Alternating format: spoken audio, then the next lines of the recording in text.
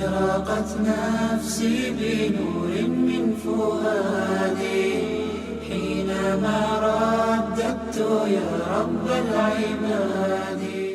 بسم الله الرحمن الرحيم. إن الحمد لله نحمده ونستعينه ونستغفره ونعوذ بالله من شرور أنفسنا ومن سيئات أعمالنا. من يهده الله فلا مضل له ومن يضلل فلا هادي له. أشهد أن لا إله إلا الله وحده لا شريك له وأشهد أن محمدا عبده ورسوله. اللهم صل على محمد وعلى آل محمد كما صليت على إبراهيم وعلى آل إبراهيم إنك حميد مجيد. اللهم بارك على محمد وعلى آل محمد كما باركت على إبراهيم وعلى آل إبراهيم إنك حميد مجيد. أما بعد فإن أصدق الحديث كتاب الله وخير الهدي هدي محمد صلى الله عليه وسلم وشر الأمور محدثاتها فإن كل محدثة بدعة وكل بدعة ضلالة وكل ضلالة في النار.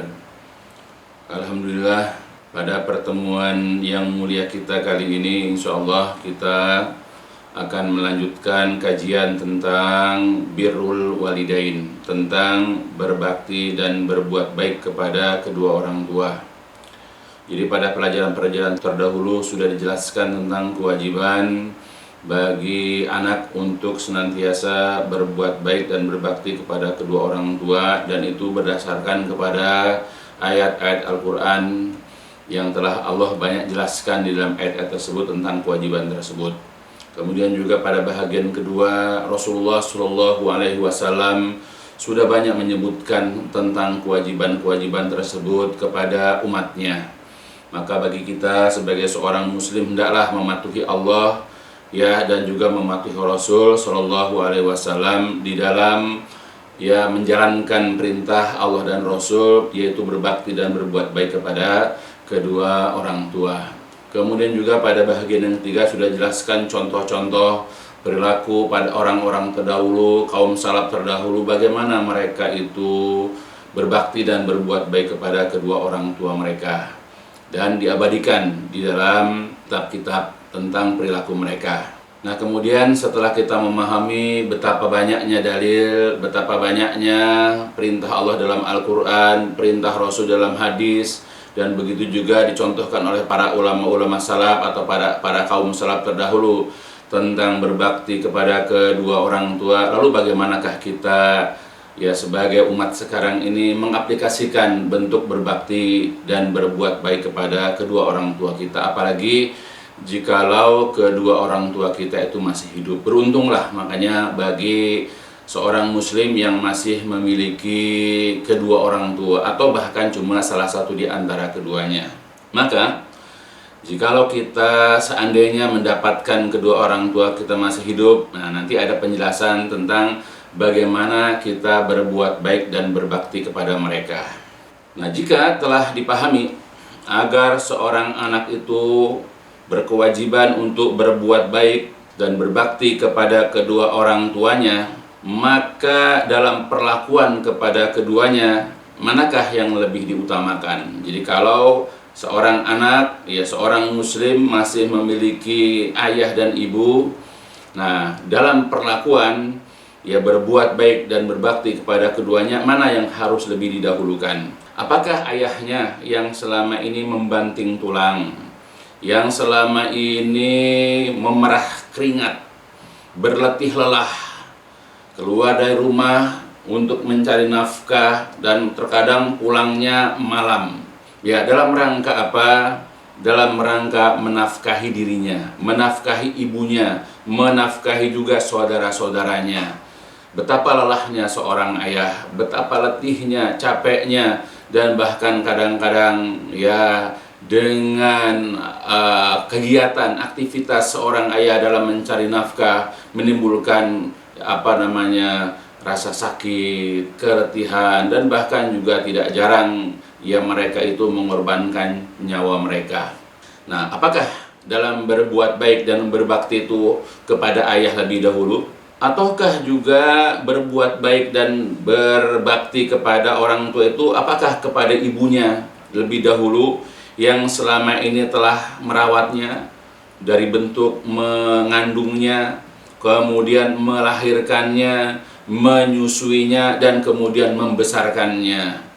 Nah, untuk itulah ya, dari pertanyaan ini marilah kita lihat dalil-dalil hadis yang sahih yang menjelaskan, yang menerangkan hal-hal tersebut.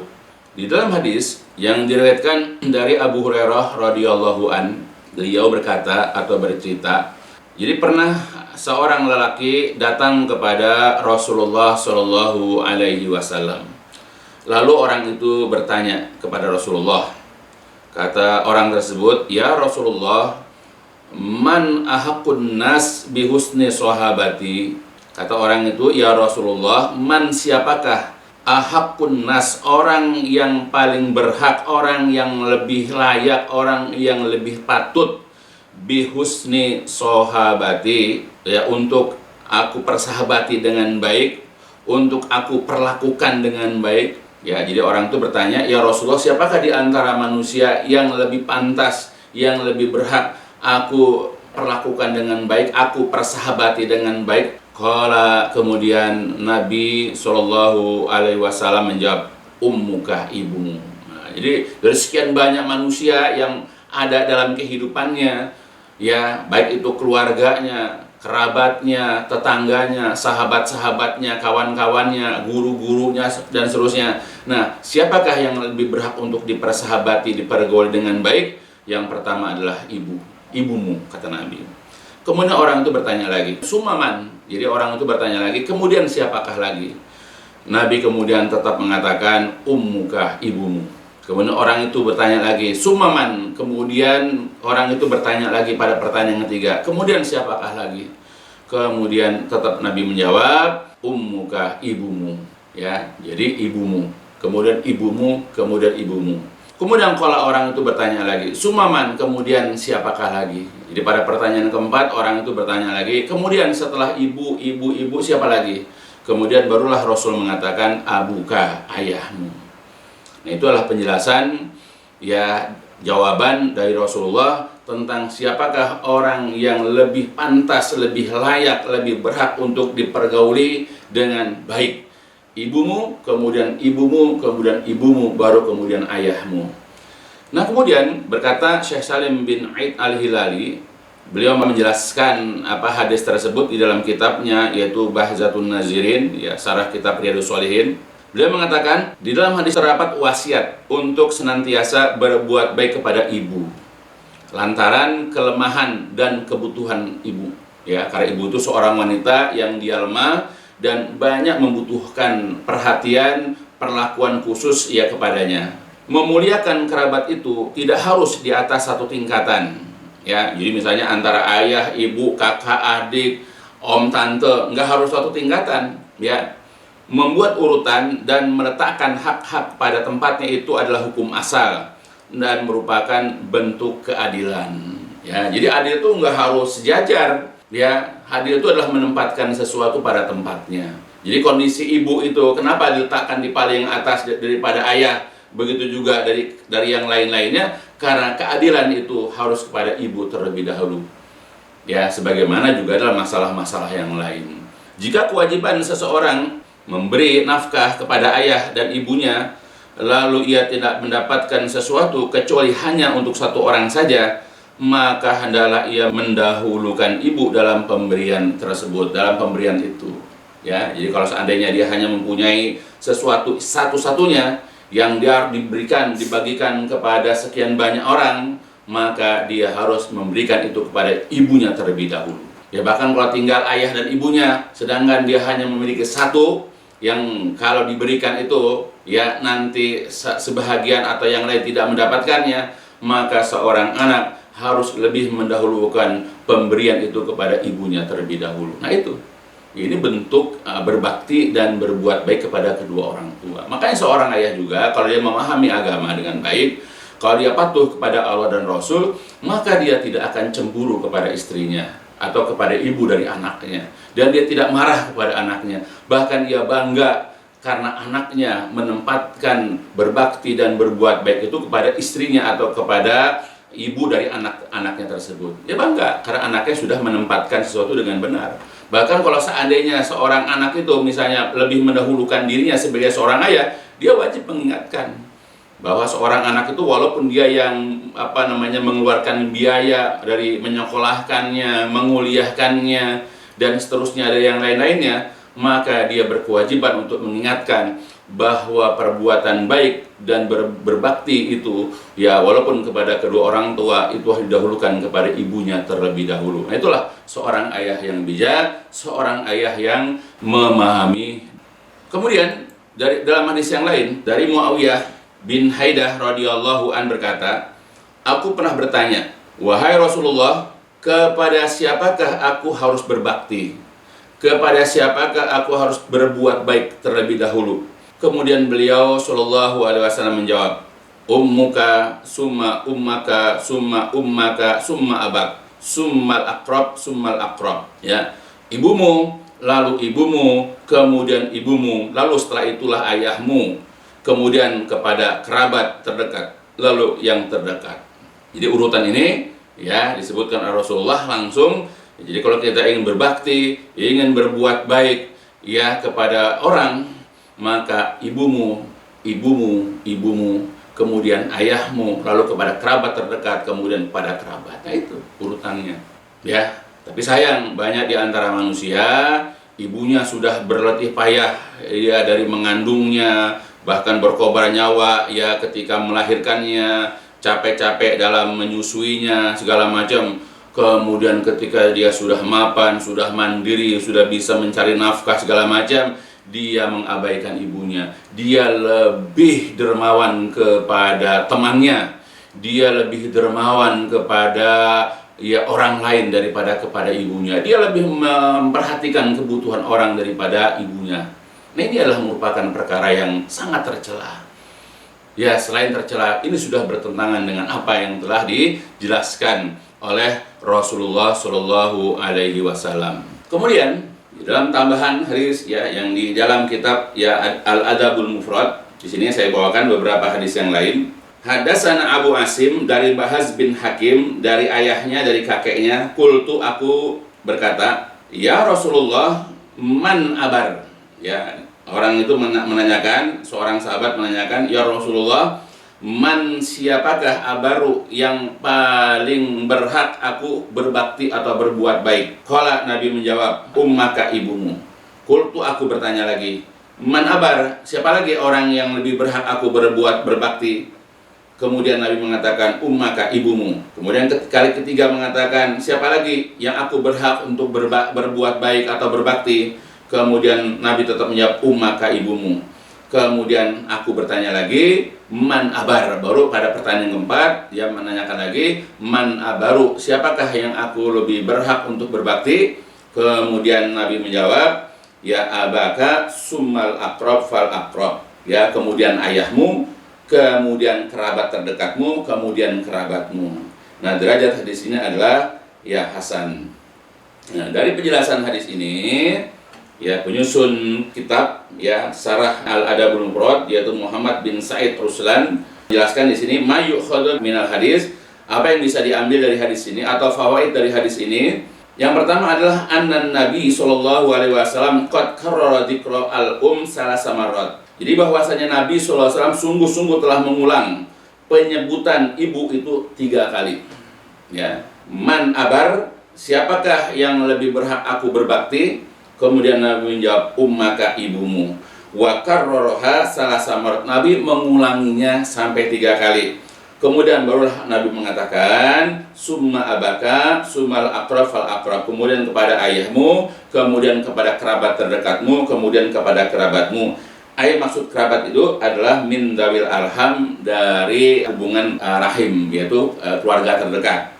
Yang kedua dikatakan hakul walidain alal walid fi ziyadah maklum min siyakil hadis. Jadi kewajiban ya hak, maksudnya haknya seorang ibu atas ayah. Jadi ya hakul walidah, haknya ibu ya alal walid atas ayah fi ziyadah, di dalam masalah tambahan yaitu tambah 2 kali ya, jadi 3 kali.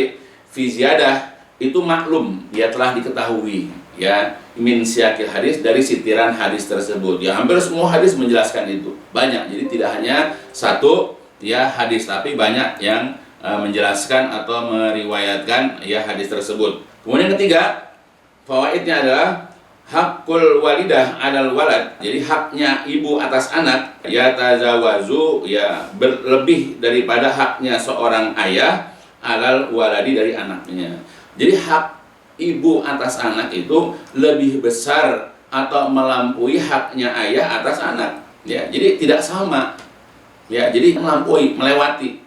Wal madzukur fi kutubil fikhi, ya sebagaimana telah disebutkan dalam kitab-kitab fikih, ya anna haqqal walidi a'zam min haqqil walidah wa amma birruha fa'aujab, ya bahwa haknya ayah lebih besar daripada haknya ibu. Wa amma, dan adapun birruha, berbakti itu ya fa'aujab, maka itu yang lebih ya wajib. Nah, jadi kalau masalah hak, ayah lebih daripada ibu. Tetapi dalam hal berbuat baik, dalam hal berbakti, maka kepada ibu itu lebih wajib lagi, lebih utama daripada kepada ayah. Yang keempat, takarrara hakul salah samarrat. Ya, jadi haknya ibu itu sampai diulang sebanyak 3 kali. Li kauniha, karena keadaannya, karena kondisinya, tahammalatil masya, karena ibu itu tahammalat, ya mengandung, ya atau mengalami al-masyak, kesulitan, fil hamli, di dalam mengandung, wal wadi, ketika melahirkan, waridhu', dan ketika menyusui. Summa syarakatil ab, kemudian ya kedudukan hak ibu itu syarakat al-ab, ya sama ya dengan ayah fit tarbiyah, di dalam masalah tarbiyah. Jadi kelebihan kenapa diulang-ulang sampai 3 kali? Karena kondisi ibu itu berat ketika mengandung, ketika melahirkan, dan ketika menyusui. Adapun dalam masalah tarbiyah itu berserikat, berpartisipasi sama antara ayah dengan ibu. Famin asrori tikrar kullama sa'alahmi fil marrat sisalas, ya man abar. Jadi di antara rahasia pengulangan jawaban, ya setiap kali tanya pada 3 kali, ya man abar, kepada siapakah yang lebih pantas, yang lebih layak untuk berbakti. Kemudian yaqulun nabi kemudian menjawab ummaka ibumu. Kemudian barra ummaka, maksudnya berbuat baik kepada ibumu.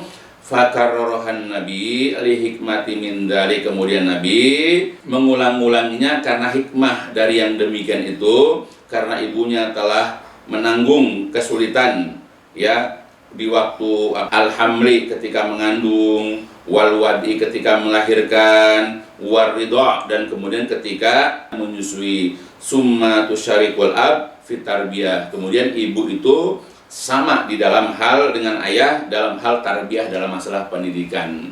Ya, jadi yang menyebabkan kenapa diulang 3 kali ibumu, karena seorang ibu itu mengalami apa yang tidak dialami oleh sang ayah. Karena ibu itu ketika proses memiliki anak adalah yaitu mengandung, kemudian melahirkan dan menyusui, dan itu tidak dialami oleh ayah. Tapi pada saat tarbiyah pendidikan, ya barulah ayah dengan ibu itu bekerja sama-sama, ya bermusyarakah, bersekutu, ya. Nah itu.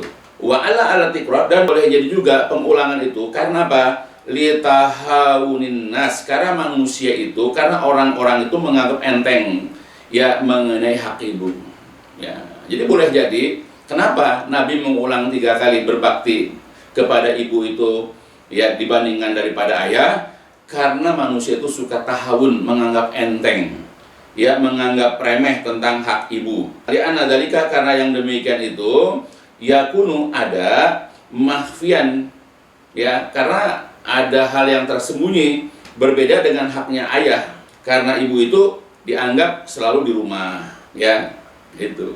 Sedangkan ibu itu keluar rumah, jadi kelihatan ibunya di rumah aja, nggak cari nafkah, nggak banting tulang, nggak berpayah-payah. Makanya kadang-kadang anak itu meremehkan ibu, ibu di rumah aja kok. Saya sekolah juga dibiayain sama ayah, listrik juga ayah yang bayar, makan sehari-hari juga ayah. Nah makanya ini yang tersembunyi, ibu tidak kelihatan betul bekerjanya. tidak kelihatan betul peran sertanya gitu. Makanya banyak orang-orang menganggap remeh ibu. Fal insan yumkinu ayyukasiru min ghairi ayyul hazo taksiru, dan manusia itu ya memungkinkan untuk menganggap enteng, ya menganggap remeh min ghairi, tanpa dia itu melihat, ya tanpa dia itu memandang penganggap remehan itu. Maka haknya ibu itu ya kuno, dia itu menjadi tersembunyi, berbeda dengan ayah. Karena yang demikian itu karena orang itu menyaksikan dengan mata kepalanya sendiri, yaitu karena dia nggak ngelihat peran ibu, dia nggak lihat mengenai kesungguhan ibu itu di dalam membesarkan dirinya. Dia hanya taunya ayahnya berangkat pagi, pulang malam, pulang capek gitu kan. Ya selama ini yang mengeluarkan uang itu adalah ayahnya untuk menyekolahkan dia, untuk beli pakaian, untuk beliin ini itu segala macam, untuk bayar listrik, untuk bayar air, ya, atau untuk ngontrak rumah atau yang membeli rumah. Nah, jadi karena dia tidak melihat peran serta ibu, ya karena dia tidak melihat usaha ibu dalam hal itu, makanya banyak orang meremehkan jerih payah ibu. Makanya itulah yang terjadi. Makanya jauh-jauh hari Rasulullah SAW sudah mengingatkan, walaupun kondisinya begitu, bahwa sebagai seorang muslim kita wajib berbakti dan berbuat baik kepada kedua orang tua, dan harus lebih mendahulukan ibu. Karena tadi yang paling pokok itu karena ibu mengalami ya kepayahan di saat dia mengandung, apalagi ketika dia melahirkan, apalagi dia menyusui, ya sampai kepada ya mengurus ketika dia sedang sakit, ya atau apapun itu. Ya, makanya perhatikan hal-hal seperti ini. Itu yang kedua. Yang ketiga boleh jadi juga, ya kenapa diulang 3 kali? Kenapa ibu itu lebih didahulukan daripada ayah? Lidit fil mar'ah, ya karena lemahnya wanita. Wakillati tahammuliha, ya, dan juga karena sedikitnya ya apa yang dirasakan oleh seorang ibu. Maka kadang-kadang ya yugdibuha fala tasbir alaihi fatad'u, ya dia telah membuat ibunya marah, lalu ibunya tidak sabar, ya fala tasbiru alaihi, lalu dia tidak sabar, fatad'u, lalu dia berdoa, ya. Maka Nabi SAW memerintahkan untuk berbuat baik kepada ibu dan mengulang-ulanginya itu sebanyak 3 kali. Yaitu, jadi hati-hati ya. Jadi kenapa kita harus berbuat baik kepada ibu? Karena boleh jadi ketika kita melakukan sesuatu, mengucapkan sesuatu, ya karena wanita itu lemah barangkali, dia sedikit sekali mampu menanggung beban, ya sedikit ya. Makanya kadang-kadang suka marah, suka kesal. Nah, disitulah bisa jadi seorang ibu karena tidak sabar lalu mendoakan. Ya, kalau mendoakan kebaikan nggak masalah. Bagaimana kalau mendoakan keburukan? Ya, dan terkadang ya di dalam banyak hadis juga disebutkan bahwa doa orang tua itu mustajab. Nauzubillah. Jadi kalau dia mendoakan keburukan dan kemudian mustajab bagaimana? Ya, jadi carilah ridho ibu kita. Berbuat baiklah kepada ibu. Jangan bikin marah, jangan bikin kesal, jangan bikin kecewa. Ya, apalagi ibu itu sudah sebutkan tadi, ya sedikit sekali ya dia dapat menanggung bebannya itu. Ya, dia suka cepat marah misalnya. Coba kalau dia marah kemudian dia mendoakan keburukan kepada kita sebagai anak gimana? Nah, itulah, maka senantiasa kita untuk berbuat baik dan berbakti kepada kedua orang tua, khususnya ibu. Carilah ya keridhaan ya ibu kita dengan sikap dan perbuatan dan juga perkataan kita. Nah, itulah hadis tambahannya yang ada di dalam kitab Al-Adabul Mufrad. Kemudian lagi di dalam hadis yang lain, Rasulullah SAW juga telah menjelaskan, hadis yang kelima dari Abu Hurairah radhiyallahu an berkata, pernah ditanyakan kepada Rasulullah SAW, man abarru. Jadi ada orang bertanya kepada Rasulullah, siapakah yang lebih pantas aku untuk berbakti? Kemudian Nabi menjawab, ummaka, ibumu. Kemudian ditanya lagi, ya, kemudian orang itu bertanya lagi, kemudian kepada siapa lagi? Nabi menjawab, ummaka, ibumu. Kemudian orang itu bertanya lagi, kemudian kepada siapa lagi? Ummaka, ibumu. Kemudian yang keempat, orang itu bertanya lagi, kemudian kepada siapa lagi? Barulah abaka, ayahmu. Derajat di sini adalah sahih. Nah, hadis ini kemudian juga dijelaskan ya atau diambil fawaidnya. Yang pertama adalah I'lam annal birra bil walidain, ketahuilah bahwa berbakti, berbuat baik kepada kedua orang tua itu adalah min a'zamil a'mal, termasuk dari amal yang paling utama, amal yang paling besar. Allati yataqarrabu bihal abdu ilallah, yang seorang hamba dapat mendekatkan diri kepada Allah dengan amalan tersebut. Jadi kalau kita ingin takarub dengan Allah, dekat dengan Allah, ya diantaranya adalah berbuat baik kepada kedua orang tua. Wabil akhos, khususnya adalah khususnya adalah ibu. Lima laha minal hukuk, ya karena ya ibu itu memiliki hak-hak. Idza kana ala qaidil hayat ahsin ilaihima bil qaul wal fi'li, jika keduanya itu masih hidup, maka berbuat baiklah kepada keduanya dengan ucapan dan perbuatan. Wa idza kana ba'dal wafat, tetapi apabila keduanya itu sudah wafat, fa inna min birril walidain, maka di antara berbuat baik kepada kedua orang tua adalah yaitu menyambung silaturahmi kepada kerabat, yaitu ilal walidain, kerabat daripada kedua orang tua. Fal ihsan, berbuat baik ilaihima kepada keduanya, wa du'a, dan mendoakan kebaikan ilahuma kepada keduanya, bisifatin daimah, dengan sifat doa yang langgeng yang terus menerus. Kemudian juga wasodaqah anhuma, bersedekah atas nama kedua orang tua, indal imkan, jikalau memungkinkan. Wa adaul hajja wal umrah, dan juga menunaikan ibadah haji dan umrah anhuma atas nama keduanya, bi qudratil walad, sesuai dengan ukuran kemampuan anak, baik itu min dzakarin au unsa, baik itu dari laki-laki ataupun perempuan. Wa ikrama shadiqihima, ya, dan juga memuliakan kawan-kawan dari kedua orang tuanya. Nah itu. Jadi kalau kita ingin dapat dekat kepada Allah Subhanahu wa taala, ya, maka di antara amalan yang paling besar yang dapat mendekatkan diri kita kepada Allah itu adalah dengan berbakti kepada kedua orang tua, khususnya ibu. Ya, karena apa? Ibu itu memiliki hak-hak sebagaimana juga ayah.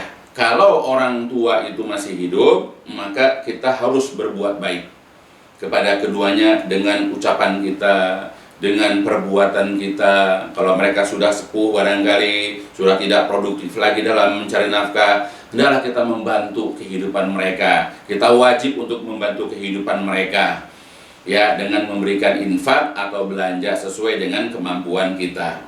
Lalu apabila keduanya sudah wafat, ya, jadi orang tua sudah nggak ada, bagaimana cara kita berbuat baik kepada kedua orang tua? Yaitu adalah menyambung silaturahmi kepada kerabat-kerabat dari orang tua, kerabat ibu dan kerabat ayah, kakak atau adik ibu atau kakak adik ayah dan seterusnya. Kemudian juga wal ihsan, berbuat baik ilaihima, berbuat baik kepada keduanya, yaitu kepada kerabat-kerabat tersebut, mendoakan kebaikan kepada keduanya, ya, dengan sifat yang langgeng, ya. Jadi jangan cuma sebentar, ya, atau hanya beberapa saat, tapi kalau bisa seterusnya. Setiap kali kita selesai sholat misalnya, atau kita khususkan waktu untuk kita, ya, untuk mendoakan kebaikan kepada kedua orang tua, misalnya dengan memohonkan ampun untuk orang tua, ya, untuk supaya Allah merahmati keduanya dan seterusnya. Kemudian juga cara berbuat baik, berbakti kepada orang tua yang sudah wafat, misalnya dengan cara apa? Bersedekah atas nama orang tua. Ya, kita bersedekah untuk pembangunan masjid, bersedekah untuk pembangunan pesantren, bersedekah untuk anak yatim dan seterusnya, dan atas nama ayah atau ibu kita. Kemudian lagi menunaikan ibadah haji atau umroh juga atas nama kedua orang tua. Kemudian juga sesuai dengan ukuran kemampuan anak, baik itu anak yang laki-laki ataupun yang perempuan. Dan kemudian yang lebih pentingnya lagi adalah cara berbuat baik dan berbakti kepada kedua orang tua yang sudah tidak ada atau yang sudah wafat adalah dengan kita memuliakan, ya, teman, kawan keduanya, yaitu teman-teman ayah kita atau teman-teman dari ibu kita. Maka muliakan mereka, kita kunjungi mereka, kita beri bantuan kepada mereka dengan mengatasnamakan adalah orang tua kita. Nah, itulah dalil, ya, tambahan yang bisa kita lihat di dalam kitab Al-Adab Al-Mufrad. Begitu juga hadis yang selanjutnya adalah hadis yang ke-6 dari Abu Hurairah radhiyallahu an, ya, ata rajulun, ya, pernah datang seorang laki-laki kepada Nabi sallallahu alaihi wasallam, lalu orang itu bertanya, Ya, ma ta'muruni ya Rasulullah, apakah yang engkau hendak perintahkan kepadaku? Maka Nabi menjawab, berbaktilah kamu kepada ibumu. Kemudian orang itu bertanya mengulang lagi, ya. Kemudian Nabi mengatakan lagi, berbaktilah kamu kepada ibumu. Kemudian orang itu mengulang lagi, kemudian mengatakan berbakti kepada ibumu. Kemudian orang itu mengatakan lagi pada yang keempat, Nabi kemudian tetap menjawab, birra abaka, berbaktilah kamu kepada ayahmu. Hadis ini adalah hadis sahih. Kemudian yang bisa kita ambil dalam hadis ini adalah, ya fawaidnya adalah, minal wajibatil azimah, di antara kewajiban-kewajiban yang agung adalah birrul walidain, yaitu berbakti kepada kedua orang tua. Ya, jadi kan banyak kewajiban. Nah, di antara kewajiban-kewajiban yang azimah, yang sangat agung, yang sangat luhur, yang sangat besar adalah birrul walidain. Jadi bukan masalah sepele berbakti sama orang tua, itu bukan hina, bukan ringan. Ya, seperti sudah dijelaskan di dalam bab-bab terdahulu. Jadi ini azimah sangat besar.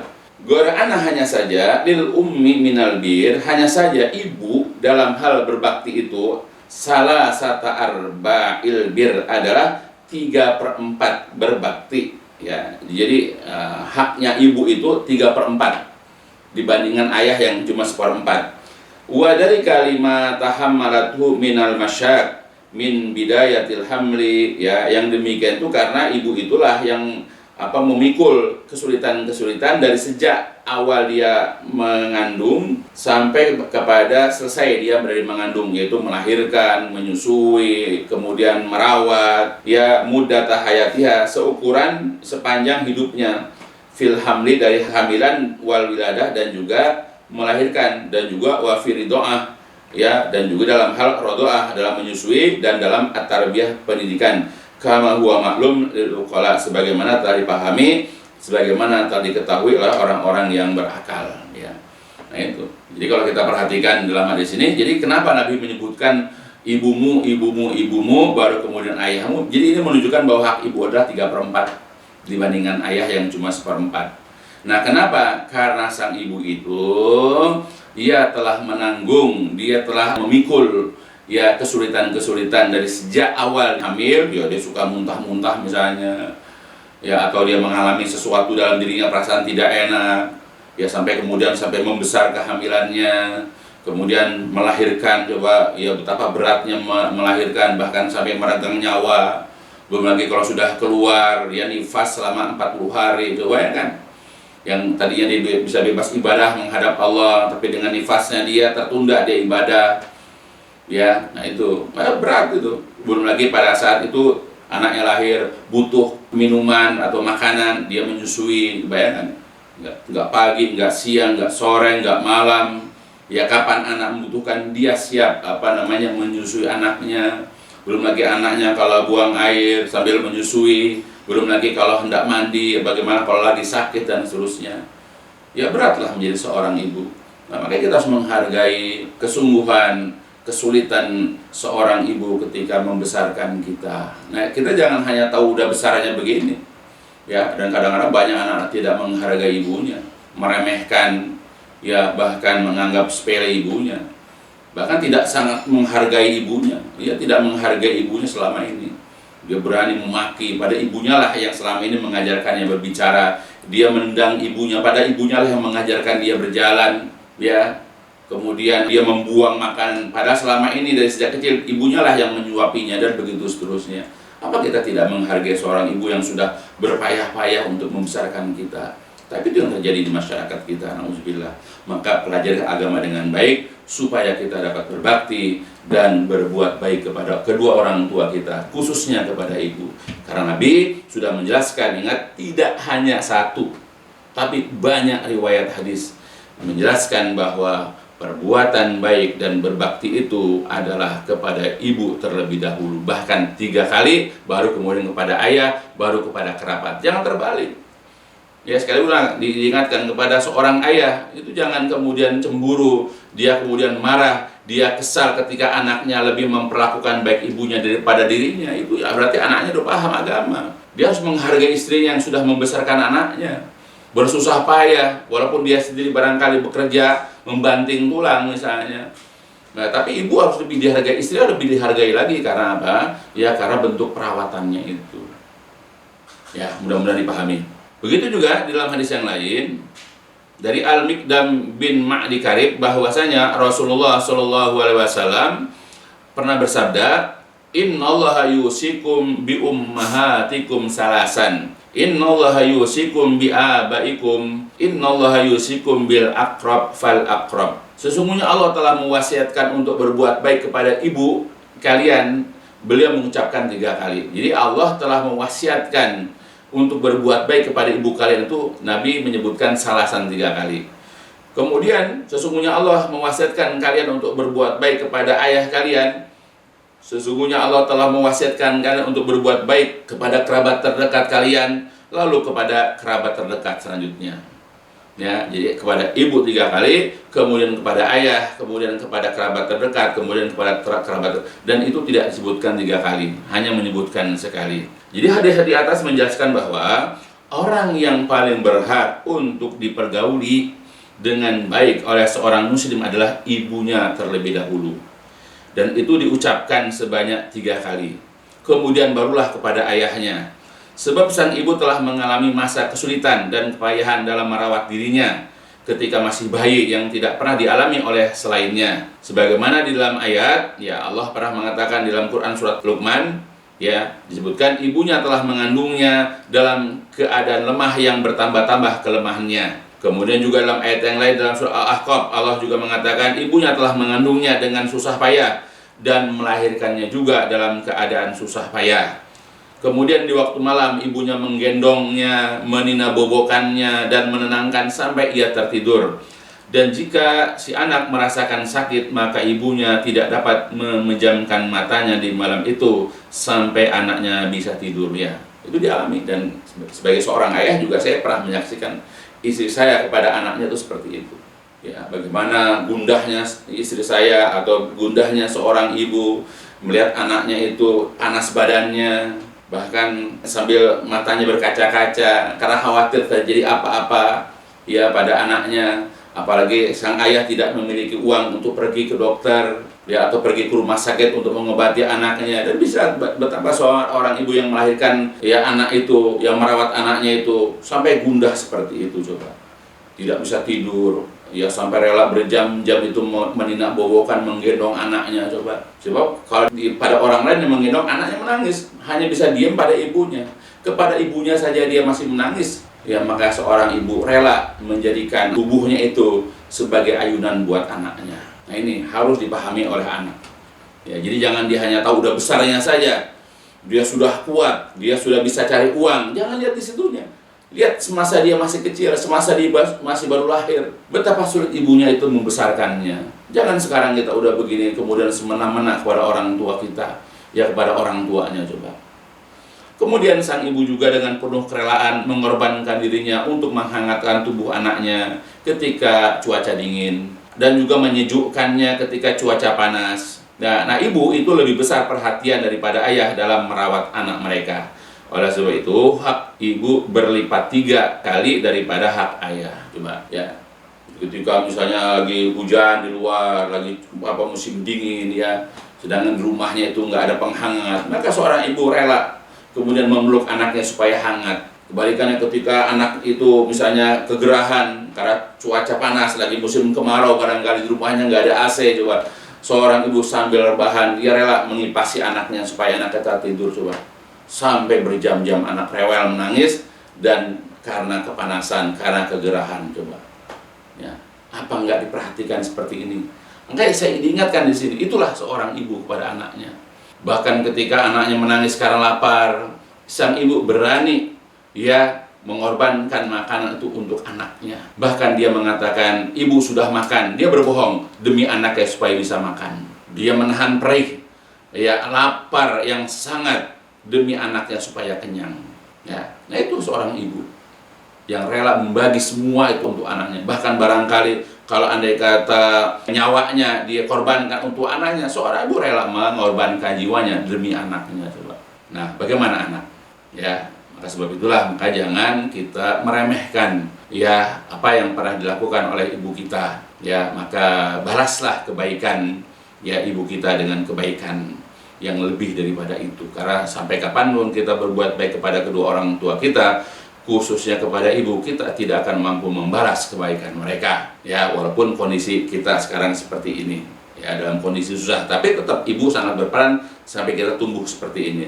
Seorang ibu rela melahirkan anaknya yang didambakan olehnya selama ini, walaupun terkadang harus dengan taruhan nyawanya. Ia pun lebih memilih menyusui anaknya meskipun dalam keadaan perutnya perih lantaran lapar, menyerahkan makanan yang dimilikinya sambil menahan rasa lapar demi untuk mengenyangkan perut anaknya, menenangkan anaknya dengan menggendong dan menghiburnya kendati pun ia dalam kondisi tidak sehat dan lain sebagainya. Maka pantaslah jika seorang anak itu memperlakukan dan mempergauli ibunya dengan sangat baik, lebih daripada perlakuan kepada ayahnya, apalagi kepada istri dan anak-anaknya. Terlebih lagi jika dia seorang mukmin, ia wajib melaksanakan hal tersebut dalam rangka mengamalkan perintah Allah Subhanahu wa taala dan juga perintah Rasulullah Shallallahu alaihi wasallam. Itu ya. Jadi kita sebagai seorang mukmin harusnya ya, orang-orang yang memahami agama dengan baik, ya selain ya karena hal-hal tadi, ya kita juga dalam rangka menjalankan perintah Allah dan juga perintah Rasulullah Shallallahu alaihi wasallam.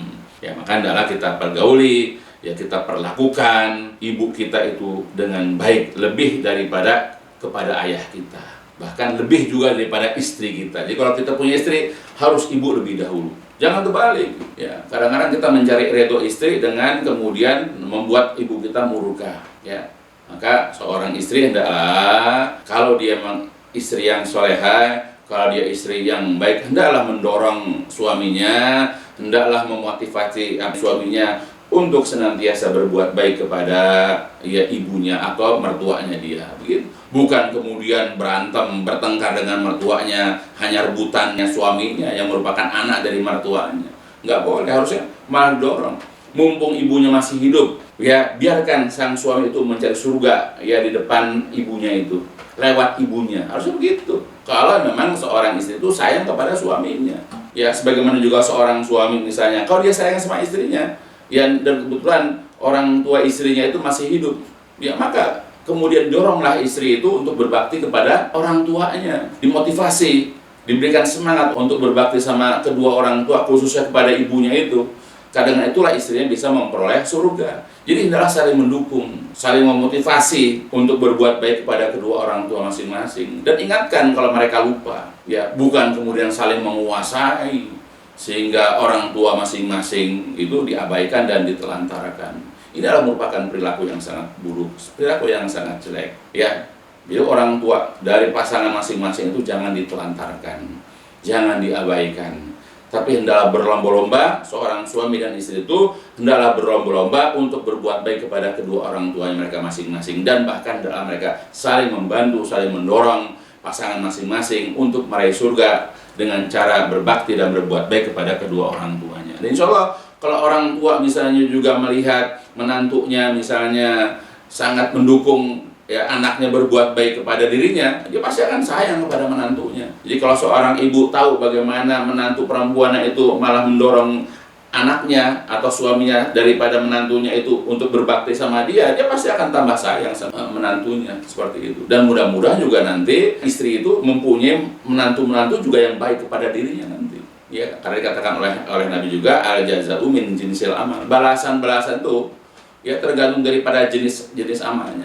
Kalau dia itu mendorong suami untuk berbakti kepada orang tuanya, maka mudah-mudahan nanti dia punya menantu juga ya akan mendorong anaknya untuk berbakti kepada dirinya. Ya, mudah-mudahan.